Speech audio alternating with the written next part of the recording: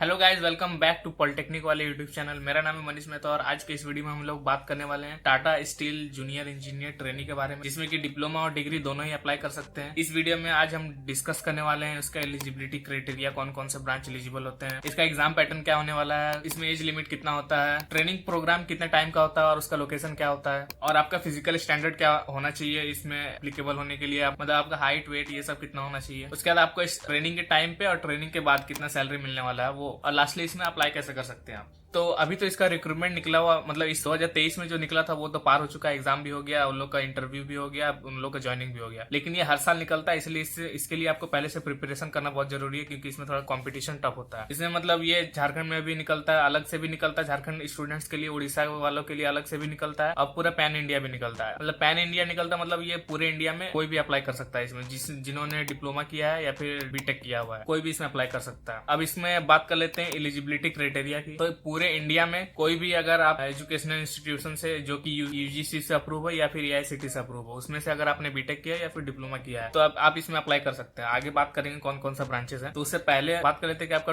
Percentage कितना होना चाहिए। तो आपका जो एग्रीगेट होना चाहिए वो आपका जो जनरल कैंडिडेट्स के लिए है, मेल के लिए वो जब 60% या फिर उससे अबव होना चाहिए, फीमेल के लिए है वो 55% या फिर उससे अबव होना चाहिए, और ट्रांसजेंडर के लिए वो भी 55 या उससे अबव होना चाहिए। उसके बाद जो एसटी एससी कैंडिडेट्स हैं उनके लिए 50% से अबव होना चाहिए। तो अब बात कर लेते हैं इसमें कौन कौन सा ब्रांचेस एलिजिबल होता है। तो इसमें लगभग सारा ब्रांचेस एलिजिबल होता है, जैसे कि mechanical, electrical, electronics, instrumentation, metallurgy, ceramic, chemical engineering और फिर सिविल इंजीनियरिंग, ये सारा ब्रांच इसमें एलिजिबल होता है। ऊपर से अगर कोई ऐसा भी होगा जो टाटा का एजुकेशनल इंस्टीट्यूशन होता है उसमें से अगर इलेक्ट्रॉनिक्स या मैकेट्रॉनिक्स किया हुआ है वो भी इसमें एलिजिबल होता है। तो इसमें जो हर साल ये निकलता है और हर साल ये जनरली सारा ब्रांच, ये सब जो मैंने अभी बताया, ये सारा एलिजिबल रहता है। ये सब में से किसी भी ब्रांच में अगर आप आते हैं तो इसके लिए प्रिपेयर कर सकते हैं। बात कर लेते हैं इसका एग्जाम पैटर्न के बारे में। तो एग्जाम जो होता है वो सीबीटी मोड पे होता है, कंप्यूटर बेस्ड टेस्ट, जिसमें कि आपका एमसीक्यू आता है, टोटल 100 क्वेश्चंस आता है, और ये मतलब बहुत सारे वेबसाइट में आपको मिल जाएगा 300 मार्क्स का आता है। तो मार्क्स तो किसी को पता ही नहीं चलता, क्योंकि इसका रिजल्ट कभी डिक्लेयर ही नहीं होता, कितना मार्क्स आया ये आपको कभी पता नहीं चलेगा। तो इसमें टोटल क्वेश्चन जो होता है वो 100 क्वेश्चन होता है, जिसमें कि 80 क्वेश्चन जो आता है वो आपका सिर्फ टेक्निकल पार्ट रहता है। जो डोमेन आपका है, जो भी ब्रांच है उससे रिलेटेड क्वेश्चन रहेगा, वो आपका 80 क्वेश्चन उससे आएगा। और जो 20 क्वेश्चन है वो होता है इंडस्ट्री ओरिएंटेड लर्निंग। इसमें आपका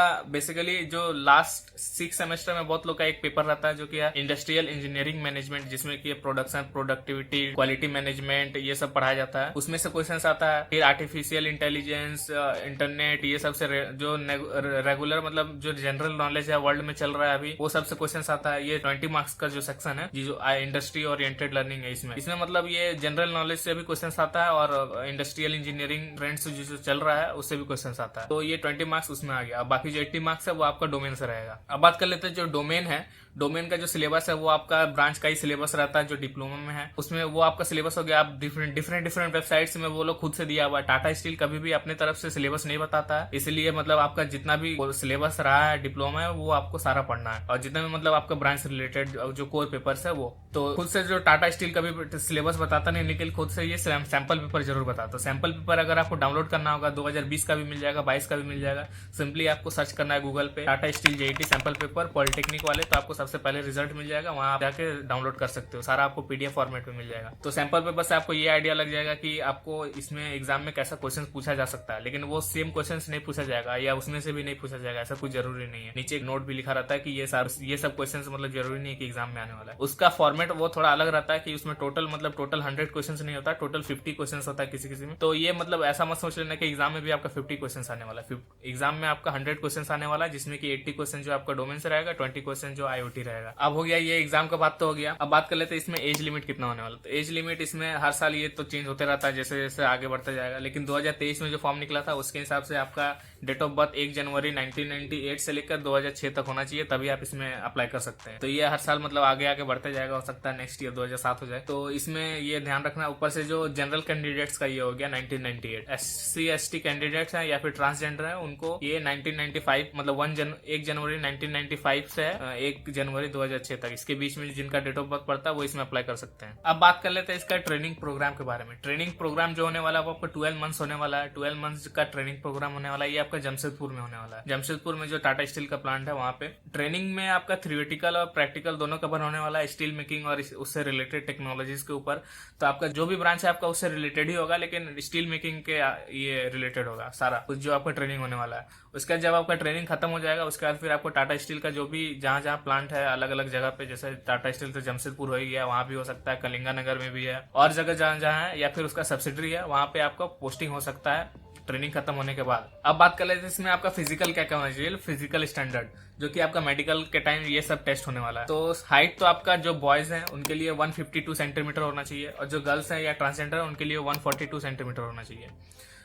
मतलब उससे ज्यादा भी होगा तो अच्छा चलेगा, उससे कम नहीं होना चाहिए। उसके बाद फिर जो आपका वेट है वो आपका जो बॉयज के लिए है 45 केजी से ज्यादा होना चाहिए, जो गर्ल्स हैं या ट्रांसजेंडर है 40 या 40 केजी से ज्यादा होना चाहिए। उसके बाद जो आई साइट है, आई साइट आपका 6/6 होना चाहिए। आपका चश्मा भी लगा हुआ था, चश्मा के साथ आपका 6/6 होना चाहिए। जो चश्मा का पावर है, ग्लासेस जो लगा हुआ आपका, वो प्लस या -4 डायोप्टर से ज्यादा नहीं होना चाहिए। अगर उससे ज्यादा है तो फिर आपको रिजेक्ट कर दिया जाएगा। कलर विजन जो है आपका नॉर्मल होना चाहिए, कोई नाइट ब्लाइंडनेस या कलर ब्लाइंडनेस नहीं होना चाहिए। कलर विजन आपको नॉर्मल होना चाहिए। और इसका जो मेडिकल होता है वो थोड़ा स्ट्रिक्ट होता है, मतलब एक एक चीज अच्छे से चेक किया जाता है और आपको कंपनी का डॉक्टर ही चेक करता है वहाँ पे जब आपको मेडिकल के लिए बुलाया जाता है टाटा स्टील में। ऐसे ऊपर नीचे कुछ होता नहीं है इसमें, मतलब आपको अगर कहीं पे आपका दिक्कत है तो आपको रिजेक्ट कर दिया जाएगा डायरेक्ट। तो अब बात कर लेते हैं इसका स्टाइफेंड और सैलरी जो कि मिलने वाला है आपको ट्रेनिंग के टाइम। अगर अब जो 2023 में निकला हुआ था नोटिफिकेशन उसके हिसाब से आपको 15,000 रुपया पर मंथ मिलने वाला था। तो अब 2024 में जो निकलेगा हो सकता है थोड़ा सा बढ़ जाए या फिर इतना ही रहे। ये मतलब पहले जो मिलता था 11,000 मिलता था 2-3 साल पहले, ये रिवाइज होकर 15,000 हो गया अभी।